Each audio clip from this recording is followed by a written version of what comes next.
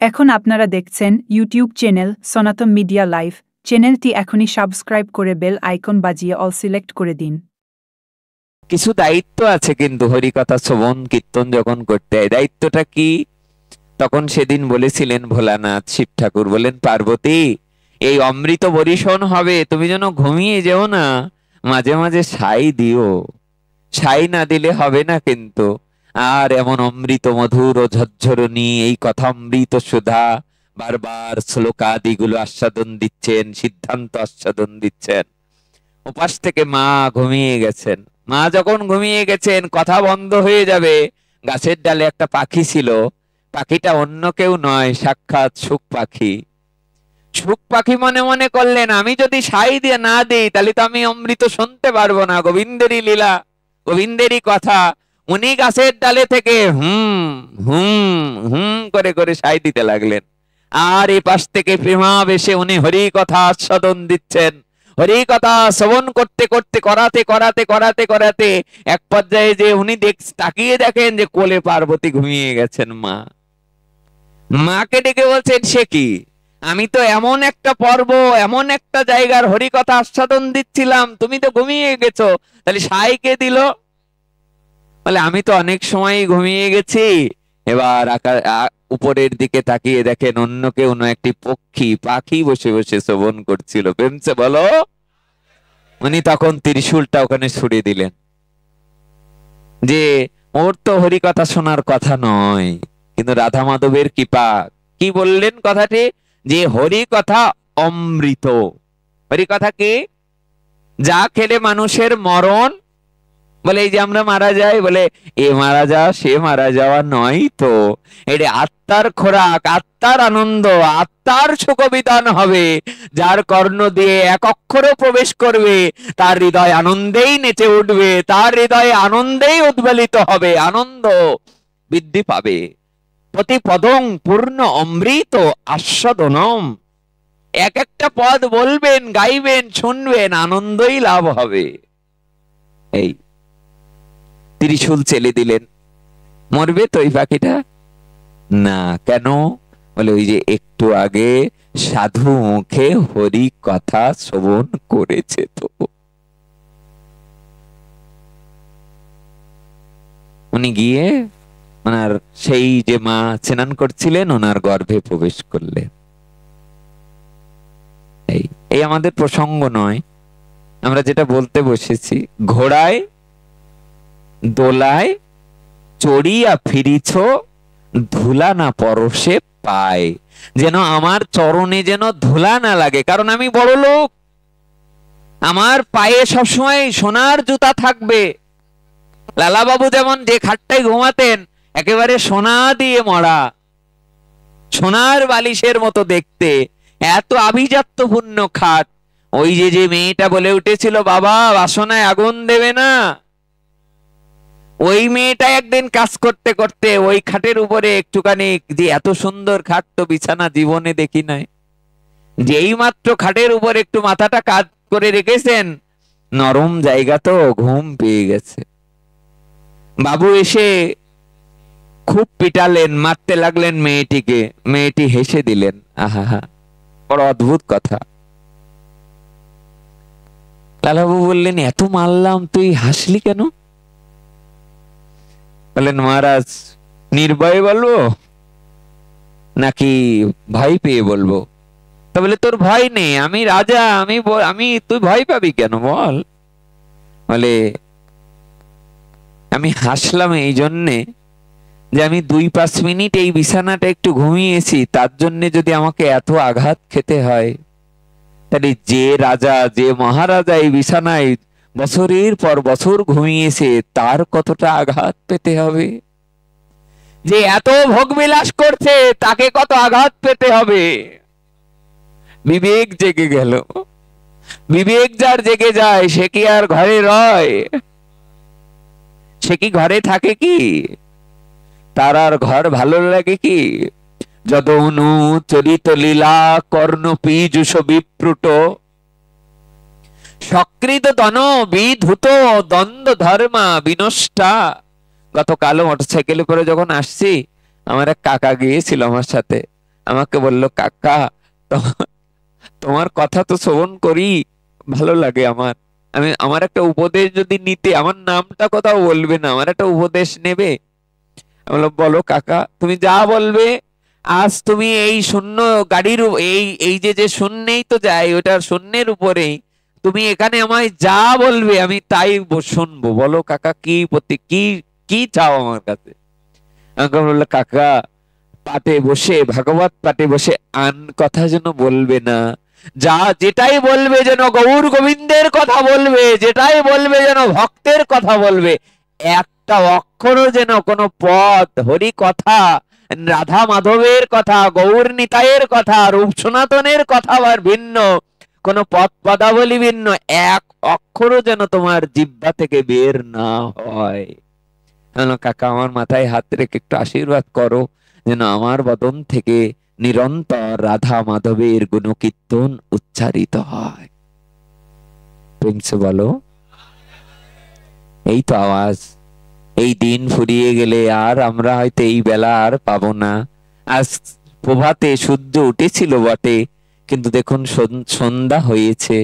আমরাও যৌবন সূর্য পেয়েছিলাম বটে, আমাদের এই বেলা কিন্তু একদিন ফুরিয়ে যাবেই যাবে। যেদিন সূর্য কেঁদেছিল, পাশে গিয়ে গোবিন্দ বলেছিলেন, আপনি কাঁদছেন কেন? আপনার তেজ সারা জগৎ আপনি আলোকিত করেন, সূর্য কাঁদবে কেন? সূর্যদেব কাঁদতে কাঁদতে সেদিন বলেছিল, মাধব, হে গোবিন্দ, হে প্রাণনাথ, আমি কাঁদছি এই জন্যে।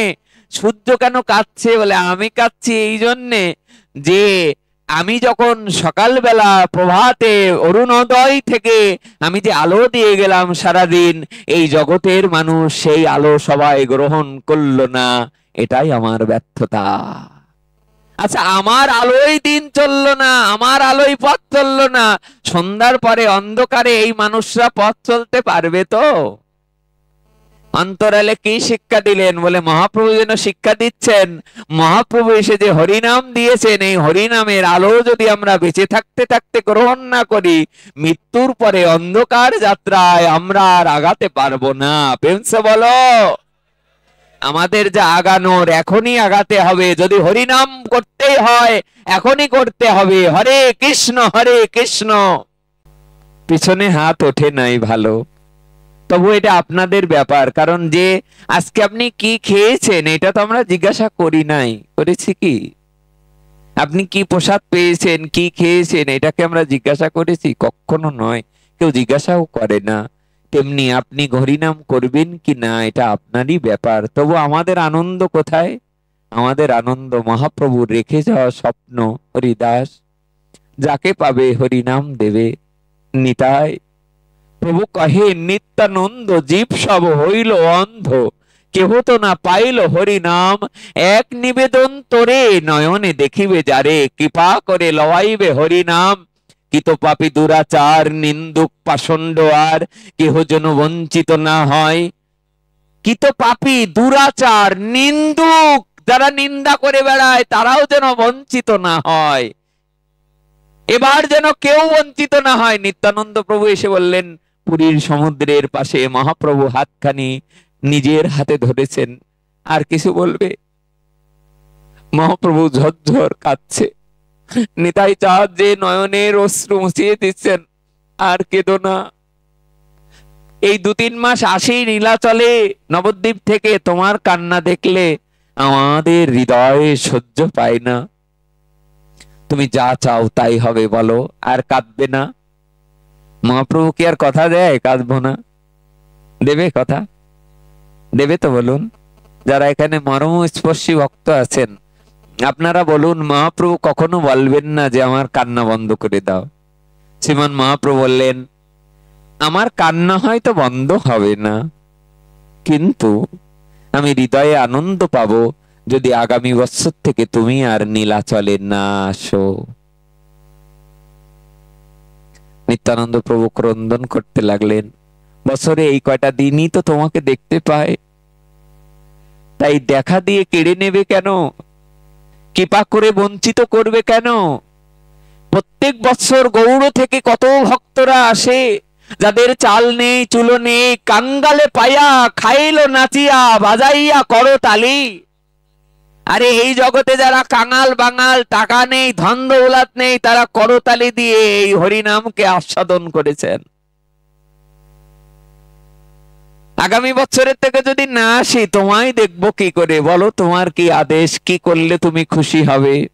বলে আমার আদেশ, আগামী বছর থেকে আর নীলাচলে আসবে না, গৌড় দেশে যাও, গৌড় দেশে যে যাকে পাবে তাকে একবার হরিনাম হরে কৃষ্ণ বলাবে, যাকে পাবে তাকে হরিনাম দেবে, যাকে সম্মুখে দেবে তাকেই বলবে একবার বদন ভরে হরি বল বলতে। আচ্ছা কেউ যদি না নেয়? নিত্যানন্দ প্রভু ফ্যাল ফ্যাল করে অপলোক নয়নে তাকিয়ে আছেন গৌর সুন্দরের দিকে। গৌর সুন্দর, বলো অবধূত। মহাপ্রভু অবধূত বলে ডাকতেন, বলো অবধূত। আচ্ছা কেউ যদি হরিনাম না নেয়? বলে না নিলে আর কি করবে? তাদের বাড়িতে যাবে, গিয়ে সেই ভক্তের চরণে ধরে বলবে একবার কৃষ্ণ কহ। তাদের প্রথমে হাত ধরবে, যদি কৃষ্ণ না বলতে চায় তারপর চরণ ধরে বলবে ওগো তোমরা একবার কৃষ্ণ কহ। এরপরে যদি না বলে, বলে আমাকে এসে বলবে আমি গৌর সুন্দর, আমি কথা দিলাম তোমায়। এরপরেও যদি কোনো ভক্ত কৃষ্ণ কৃষ্ণ না বলে, বদনে যদি নাম না নেয়, আমি গৌর সুন্দর কথা দিলাম, সেই ভক্তের দুয়ারে আমি গৌর সুন্দর যাব, আমি ভগবান হয়ে তার দুয়ারে যাব। আমি ভক্তের প্রথমে হাতে ধরে বলবো একবার কৃষ্ণ কহ। এরপরেও যদি কৃষ্ণ না বলে, আমি তার চরণে ধরে বলবো একবার কৃষ্ণ কহ, একবার কৃষ্ণ কহ। এই আমরা যে ঠাকুর পেয়েছি, এই ঠাকুরের নাম হাতে ধরা পায়ে পড়া ঠাকুর। আহ কত নাম ভগবানের! কি নাম বলো? হাতে ধরা পায়ে পড়া ঠাকুর। এই আমরা ফিরে আসি। ঘোড়ায় দোলায় চড়িয়া ফিরিছ, ধুলা না পরশে পায়। পদকর্তা লিখছেন। খুব ধ্যান দিয়ে না শুনলে তো আর বোঝা যায় না। বুঝিবে রসিক, না বুঝিবে মূঢ়। যারা মূর্খ তারা এক কলমও বুঝবে না, পণ্ডিত তার্কিক তারা এক কলমও বুঝবে না, সেই সে বুঝিতে পারে। চৈতন্যের কৃপায় যারে হয় তার দাসানুদাস সঙ্গ। এ জগতে সে বুঝতে পারবে যে আমার ভক্তের চরণ ধুলায় গড়াগড়ি দিতে পারবে। এ জগতে সেই বুঝতে পারবে যে অন্য ভক্তকে সম্মান শ্রদ্ধা, অন্য ভক্তকে যে বড় করতে পারবে, অন্য ভক্তকে যে শ্রদ্ধা, অন্য ভক্তকে যে নিন্দা নয়।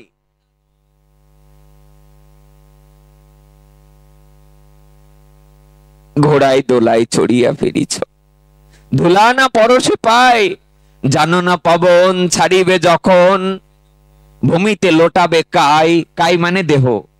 যখন পবন ছেড়ে যাবে ভিতর থেকে, বোঝা যাচ্ছে কথা? কঠিন পথ, তবুও আমাদের শ্রবণ করতেই হবে, কারণ শুনতে শুনতেই তো মঙ্গল হয়। বলুন আমাদের সাথে, যে দিওতাং দিওতাং কর্ণ, কোন জায়গা দিয়ে শুনতে হবে বলুন? দিওতাং দিওতাং কর্ণ, নিয়তাং নিয়তাং বচ, আর গিয়তাং গিয়তাং নিত্যং হরের নামৈব কেবলম। আব্রহ্ম স্তম্ভ পর্যন্তং সর্বং মায়াময়ং জগৎ, সত্যং সত্যং পুনঃসত্যং হরের নামৈব কেবলম।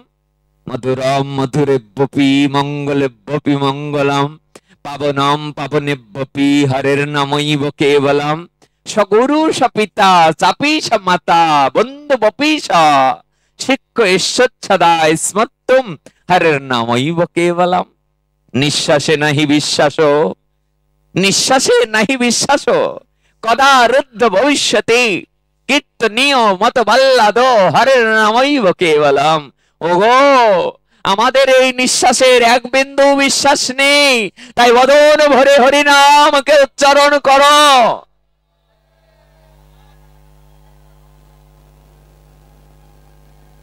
বদন ভরে হরিনাম উচ্চারণ কর, বদন ভরে হরিনাম উচ্চারণ কর, বদন ভরে হরিনাম উচ্চারণ করো। ঘোড়ায় দোলায় চড়িয়া ফিরিছ, ধুলা না পরশে পায়, পায়ে যেন ধুলা না লাগে। তখনকার সময় যোগমায়া দেবী, দাপরে পূর্ণমাসী দেবী, কলিতে কে? দাপরের যার পূজা করছি আমরা, 1 মাস ব্রত করছি, তিনি কলিতে অন্য কেউ নয়। তিনি ওই যে আমাদের পঞ্চতত্ত্ব গাওয়ার সময় আমাদের কীর্তনীয়রা গাইলেন যে দয়া করো সীতাপতি অদ্বৈত, কি গাইলেন আপনারা বলুন? দয়া করো সীতাপতি, ওনারা গাচ্ছিলেন না ওই সময়? ওই সময় মনে মনে ভেবেছি এই কথাটা, কত সুন্দর কথাটা। তার পাঠে বললে ভালো লাগবে, ভালো লাগবে কিনা? যে দয়া করো সীতাপতি, তার মানে সীতা ঠাকুরানী হচ্ছেন দাপরের সেই পূর্ণমাসী যোগমায়া। তিনি অদ্বৈত ঘরণী হয়ে অদ্বৈত গৃহিণী। যেদিন মহাপ্রভুর শুভ আবির্ভাব হয়েছেন সেদিন সংবাদ চলে এলো নবদ্বীপের আকাশে বাতাসে, তো চারিদিকে মৌ মৌ করছে, আরে নিমাইয়ের আবির্ভাব হয়েছে, এটা যেন অদ্বৈত ঠাকুর জানতে পারে। বলো কেন অদ্বৈত ঠাকুর জানে না? তিনি তো 14টা বছর জল তুলসী দিয়ে গঙ্গার পাড়ে গিয়ে যাকে ডেকে ডেকে নামিয়ে নিয়ে এসছেন, গোলকের প্রেমধনকে, আমার গোলকের প্রেমপতি, গোলকের প্রাণধন গৌর সুন্দরকে যিনি নেমে এনেছেন, এই জন্যই তো ছোটবেলায় ডাকতেন, ও তোমার নাম তো আমি কিন্তু অদ্বৈত বলতে পারবো না, যদিও মহাপ্রভুই নামকরণ করেছিলেন অদ্বৈত ঠাকুর। আপনারা জানেন, যেমন বিশ্বকবি নামটা তো আর আমরা দেইনি, দিয়েছি কি? এ তো আমেরিকান সোসাইটি যখন নোবেল পুরস্কার পেলেন তো বিশ্বকবি নাম দিলেন। এই নামকরণটা তো এমনি এমনি হয় না। মহাপ্রভু বললেন আমি কিন্তু তোমায় অন্য নামে ডাকবো। বলো বলে কি নামে ডাকবে আমায়? যদিও 50 বছর 52 বছরের বড় ছিলেন তো বয়সে, মাঝে মাঝে তুমি আমি করতেন, মাঝে মাঝে আপনা আপনি করতেন, মাঝে মাঝে উনি উনাকে প্রণাম করতেন, মাঝে মাঝে ইনি উনাকে। আহা হা রে, কি লীলা! এটা ভাব বুঝেই তো বুঝতে হয়। দোহা প্রেমে দোহা কান্দে, কখনো কখনো দুইজন দুইজনকে আলিঙ্গন করছেন আর ক্রন্দন করছেন। প্রেমছে বলো, এই হলো আমাদের কথা। উভয় উভয় কেমন প্রেম। কি নামে ডাকবে আমায়? বলে তোমাকে আমি নাড়া বলে ডাকবো। বলে কেন এমন নাম কেন? আমার নাম কমলক্ষ। গুরুদেব এসে বললেন হ্যাঁ তোমার নাম কি? তা বললেন কমলক্ষ আমার নাম, শান্তিপুর আমার ধাম। ঘুমিয়ে গেলে হবে না কিন্তু। দুই একজন যাদের চোখের পাতা বুঝে যায় তাদেরকে দেখে আমি উদ্দেশ্য করেই বলছি, কেননা এই সময় ঘুমিয়ে বৃন্দাবনে গিয়ে ঘুমিয়ে গেলে হয়? আর আধা ঘন্টা পরে যেয়ে বাড়ি যেয়ে ঘুমাও, তবে না হৃদয়ে শান্তি পাবে। এই প্রেম পুরে নিয়ে যাও। আমাদের কেলিকুঞ্জের প্রেমানন্দ বাবা, যার 20টা বছর দুটো কিডনি নষ্ট হয়েছেন, আপনারা সকলেই তার নাম শুনেছেন। শুনেছেন কিনা? উনি এখন একটু অসুস্থ আছেন। বাবাকে একবার প্রশ্ন করা হলো, বাবা মঙ্গল কিসে হবে? বলি কথাটা হিন্দিতে বলেন। উনি বললেন মঙ্গল হবে, আগে একবার বৃন্দাবনে যাও, গিয়ে বলে যারা ভালো কম্পিউটার চালায় তারা আগে কি করে, আগে সফটওয়্যারটা ইনস্টল করে নেয়। একটা সফটওয়্যার নামিয়ে নিতে হয়, এরপরে দেখবেন আপনি যা বলবেন, যা যা ওতে ইনস্টল করা আছে তাই তাই কাজ হবে। যা যা ওখানে টিপে দেবেন বা যা যা ওখানে বোটা ইসে প্রেস করবেন তাই তাই হবে। কেন? ওটা ওই ইনস্টল করা। বাবা বললেন যদি মঙ্গল চাস তাহলে একবার বৃন্দাবনে যা, যদি মঙ্গল চাও একবার বৃন্দাবনে যাও। বলে কি করবে? বলে ওরকম ইনস্টল করে নাও। কি? বলে রাধাকুণ্ডটা এই তো এমন সুন্দর দেখতে, ওগুলো ব্রেনে আগে নিজের মাথায় ইনস্টল করে নাও। এই যে কুসুম সরোবর, এই যে প্রেম সরোবর, এইটা রাধাকুণ্ড, ওখানে একদিন থাকো, ওখানে 2 দিন থাকো। এইটা রাধাকুণ্ড, এইটা গিরি গোবর্ধন আছে, এইটাই তো গোবিন্দ ধরেছিলেন। এগুলো প্রেম ভরে দর্শন করতে লাগো। এরপর প্রতিদিন এসে একটু একটু করে মনে মনে ওইগুলোকে ভাবো। তোমার মঙ্গলের জন্য ভাবতে হবে না, গোবিন্দই তোমার মঙ্গলের জন্য ভেবে রেখেছেন। তোমাকে মঙ্গলের পথে চলতে হবে না, ওই মঙ্গলের পথ নিয়ে এসো ওখান থেকে।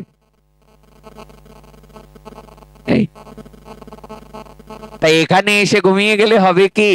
এখানে এসে তো এই মঙ্গলের পথ যদি এখানে কেউ জিজ্ঞাসা করে কিভাবে, বলে একটু তুলসী দর্শন করে যাও, কেমন কেমন দেখেছিলে তেমন তেমন আবার দেখবে বাড়ি যে, কেমন কেমন গোপালকে দেখেছি, এমন এমন বিগ্রহ দেখে এসছি, এমন এমন হরি কথা দেখে এসছি, এমন এমন ভক্তদেরকে দেখে এসছি, ওই ভাবতে থাকুন, দুদিন পরে যে দেখবেন এমনি নয়ন দিয়ে ঝরঝর ঝরঝর জল ঝরবে। যাদের হয় না তারা অন্যকে বলতে হয় আমার জন্য হয়। এই হয় ঠাকুর, প্রভু মোর গৌরঙ্গ গোসাই এই কৃপা করো মরে যেন তোমার গুণ গা। কার গুণ? নিজের গুণ। আপনারে যেন না করি প্রচার আমার আপন কাজে। রবীন্দ্রনাথ ঠাকুর যখন গীতাঞ্জলি লিখেছিলেন বলেন আমারে যেন না করি প্রচার। খুব আনন্দ পেলাম আপনাদের মুখে সম্মুখে দুটো কথা বলে। চারিদিকে সংবাদ রটে গেল নিমাই সুন্দরের অর্থাৎ গৌর সুন্দরের শুভ আবির্ভাব হয়েছে।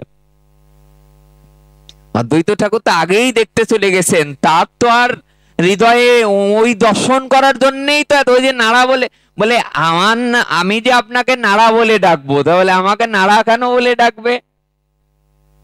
তাহলে নাড়া বারে, তোমার নাম নাড়া বলবো না, কার নাম নাড়া বলবো? কারণ বৈকুণ্ঠ গোলক ধামকে নাড়িয়ে দিয়েছো, টলিয়ে দিয়েছো আমার আসনকে, আমি ওখান থেকে পৃথিবীতে আসতে বাধ্য হয়েছি, তাই আজ থেকে আমি আপনার নাম নাড়া বলে ডাকবো। অদ্বৈত ঠাকুরের আর একটা নাম কি বলে ডাকতেন বলো মা? বলবেন না? নাড়া। অদ্বৈত ঠাকুর গিয়ে দেখে আসলেন, আপনারা জানেন মহাপ্রভু কথা বলছিলেন না, মহাপ্রভু কাঁদছিলেন না, মহাপ্রভু দুগ্ধপান করছিলেন না। এটা গত বছর আমরা আলোচনা করেছিলাম এইটুকু, যে মহাপ্রভু দুগ্ধপান করছিলেন না। এখানে আলোচনা হয়েছিল এটাই, অদ্বৈত ঠাকুর প্রসঙ্গ আমরা আলোচনা করেছিলাম। আমার খুব ভালো লেগেছে, এখানে একজন আমার বলা উচিত না, একজন নয়নের সেই জ্যোতিটা নেই, দৃশ্যত অন্তরের দৃষ্টি আছে তার, তিনি আমাকে একদিন বলছিলেন, বললেন বাহ বাবা তুমি যে অদ্বৈত ঠাকুরের কথা বলি আমার হৃদয়ে যে এখানে তিনি আসেন আজকেও, আমি দেখাচ্ছি না আপনাদের, উনি এখানে আসেন, আজকেও এখানে এসেছেন। ওনার কথা শুনি আমি অবাক হয়ে, আমাকে একদিন বলেছিলেন নিবৃতে, বললেন আপনার এই অদ্বৈত ঠাকুরের কথা শুনে আমার হৃদয়ে কেমন পুলক হয়েছে। একটা কথা বলি আপনাদের, দেখো মা, সে অন্ধ নয় যিনি চোখে দেখে না, তিনি অন্ধ নন যিনি চোখে দেখে না। বলে অন্ধ কে? বলে অন্ধ সেই যে নিজের দোষ দেখতে পায় না। অন্ধ তিনি নন যিনি চোখে দেখতে পায় না, অন্ধ তিনি যিনি নয়ন মেলে ভক্ত দর্শন করতে পারেন না, অন্তর দিয়ে গোবিন্দ দর্শন করতে পারেন না। এক ভক্ত গিয়েছে বৃন্দাবনে, গিয়ে রাধা মাধবের সিঙ্গার হচ্ছে, সম্মুখে গিয়ে দাঁড়ায় প্রতিদিন, দুই তিনজনে ধাক্কা দিচ্ছে, তুমি প্রতিদিন এসে দাঁড়াবে না এই জায়গায়, তুমি দাঁড়ালে আমাদের অসুবিধা হয়, তুমি অন্ধ মানুষ কেন মন্দিরে এসে ভিড় করো? মানে ওখান থেকে বলছে দেখুন আমি যে অন্ধ এটা আমাকে আর মনে করিয়ে দিয়ে আমাকে আর ব্যথা দেবেন না, আমি জানি আমি অন্ধ, তা আসো কেন? বলে আসি এই জন্যে যে এ জন্মে তো আমি নয়ন পাইনি, পূর্ব জন্মের কর্মফল খারাপ ছিল, তাই এ জন্মে তো নয়ন নেই, চোখ নেই, তাই এ জন্মে আসছি এই জন্যে। আরে আমি মন্দিরে গোবিন্দকে না দেখতে পেলেও ভিতর থেকে গোবিন্দ তো আমায় দেখতে পায়। আরে আমার নয়ন নেই গোবিন্দর বিগ্রহ দেখার, কিন্তু গোবিন্দ বিগ্রহ থেকে তো আমায় দেখতে পায়। তাই আমি অন্ধ হয়েও এ জন্মে আসা যাওয়া করছি এই জন্যে, যদি আগামী জন্মে চোখ পায় তাহলে এই চোখ দিয়ে নয়ন মেলে গোবিন্দকে আগামী জন্মে দর্শন করতে পারবো।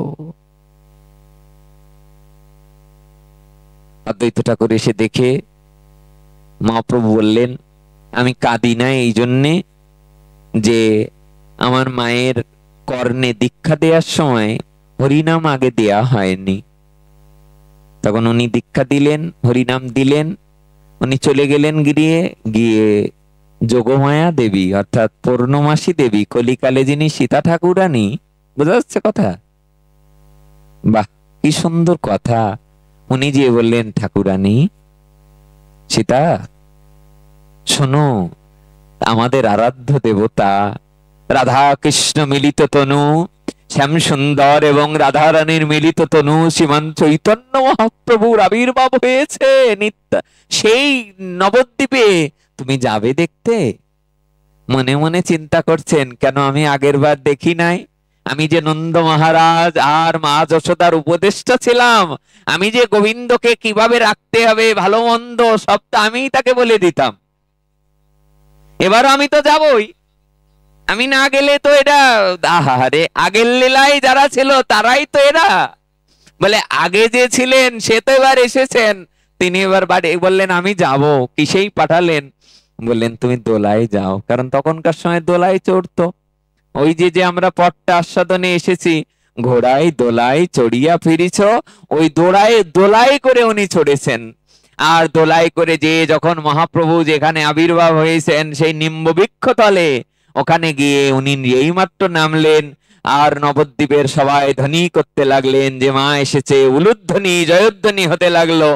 ওনাকে দেখে সবাই আনন্দ পেতে লাগলেন। উনি এক পায়ে দুই পায়ে এগিয়ে আসলেন। উনি এগিয়ে এসে কি দেখলেন জানো? সেই নিম্ববৃক্ষ তলে মা যশোদা যেমন করে কোলে নিয়ে গোবিন্দকে ধরে রেখেছিলেন, আর সচিমা তেমন করে আমার নিমাইকে কোলে করে ধরে রেখেছেন। সীতা মায়ের দেখে ঝরঝর করে নয়ন অশ্রু পড়তে লাগলো। কাঁদতে কাঁদতে ফুপিয়ে ফুপিয়ে কাঁদছেন, কাঁদতে কাঁদতে মনে মনে বলছেন, আহা, আমার মনে হচ্ছে এজন্য নিমাই নয়, আমার মনে হচ্ছে যশোদার কোলে কৃষ্ণ যেন শুয়ে আছে। এই ঘোড়ায় দোলায় চড়িয়া ফিরিছ, ধুলা না পরশে পায়। তখনকার সময় সবাই কিসে চড়তো? দোলাই চড়তো। একটা কথা বাদ পড়ে গেছে, সাউন্ড মানে কমিয়ে দিয়েছো না? দিয়েছেন? প্রেম সে বলো।